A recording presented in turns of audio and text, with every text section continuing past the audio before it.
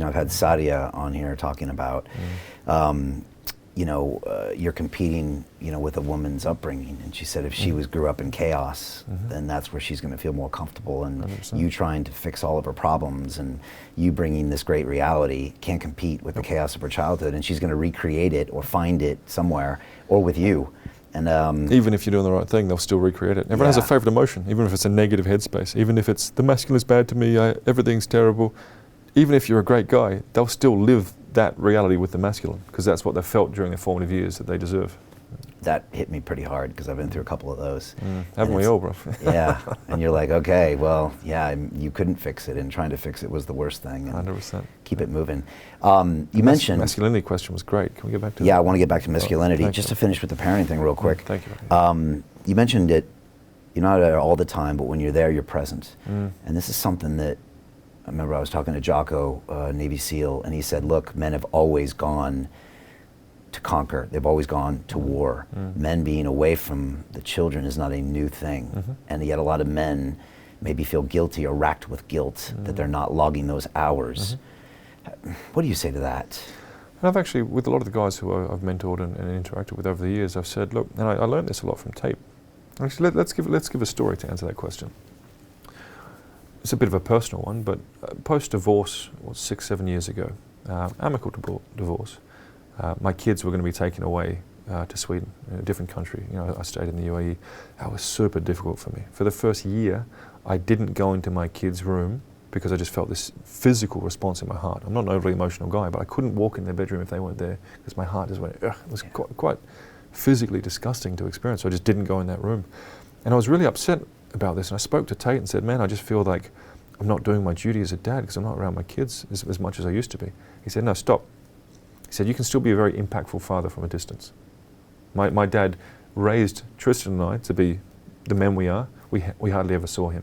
So Tate's insight there helped me hugely. And like, oh, hang on, I can still be a very caring dad and not have to do those mum duties and be around all the time. Again, different roles that up until 50, 60 years ago, it was pretty standard. Men would go off to war, men would go off to the fields. And we're meant to be out with other men conquering, to your point.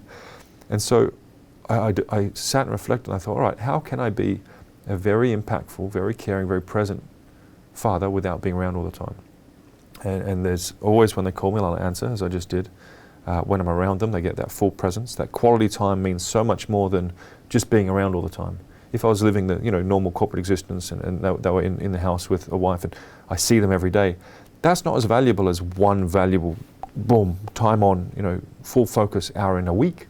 Because then you're getting that, oh, dad gives me his focus, dad loves me, as opposed to, yeah, cool, yeah, have you had your lunch yet? All right, cool, yeah, let's drop you to school, as many people do. The quality over quantity thing is very real with parenting, as I'm sure you appreciate.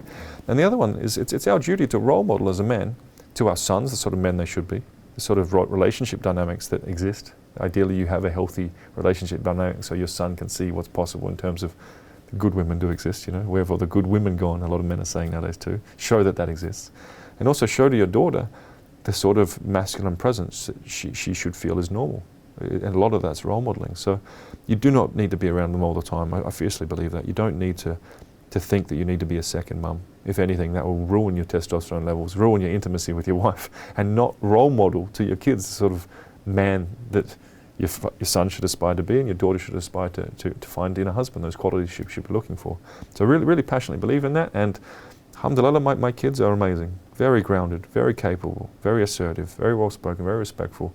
My son's getting dangerous now too with the hands. Like he's boxing. We've been going since he's 3. He's coming along. Amazing. My daughter loves her gymnastics, very passionate about it. So alhamdulillah, my approach works. It hurt me to not be able to be around them all the time. I did everything I could to try and make sure I was still around them, but it didn't work. Paid a lot of money to try and make sure they were still here. But if anything, it was a blessing because I realized that I can now go off and conquer more as opposed to feeling, oh, I should be a second mum. No, I've got to do the provide and protect, not do the nurture and be around all the time. That's not my role. And I don't have the right hormonal makeup to do it. I don't have the estrogen and the oxytocin and the increased empathy and essentially calmness and tolerance that women have. I remember when I was doing the single parent thing, man, every weekend when I was going to have the kids, I had to slow myself down. I had to try and reduce my testosterone levels. Otherwise, when I had these 2 little crazy kids, just breaking everything and screaming, it'd just do my head in. if you're a very masculine man, we can look at chimp biology, as a lot of scientists do when they want insights into the human condition. They look at the chimps, right? The alpha of the tribe does not talk to the kids. Does not talk to them unless it's two reasons. One, they're old enough to be useful to the tribe. All right, son, you need to come and learn how to hunt. Or two, when they're jockeying for popularity to stay on top of the tribe. In the same way politicians will hold babies for photos. So the chimps are actually quite insightful in that main alpha man, he's not interacting with the kids. That's not his job. He needs to be on edge. He needs to be high testosterone. He needs to be combative. It's the opposite of being a caring, loving, empathetic parent, right? The opposite of being a nurturing mum. Yeah.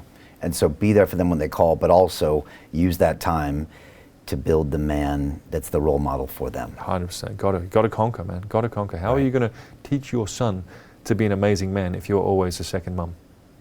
It's not a natural thing. The testosterone that's running through our blood wants us to fight, fornicate, conquer, build, not sit around and watch Netflix and hands, spoon feed babies. Hey, I know investing in crypto is scary. It takes a real leap of faith because there are so many scams, rug pulls, and bad actors out there. It's a dangerous business, which is why 95% of people lose all their money. Well, that's why I created the London Real Investment Club, so you can access the hottest deals on the planet and use the crypto bull market to create the generational wealth that you deserve.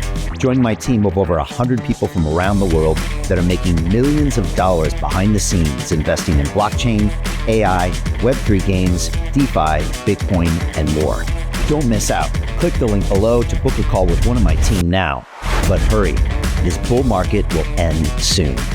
I know investing crypto can be scary. That's why you gotta join the investment club. Pull the trigger. Let's do this.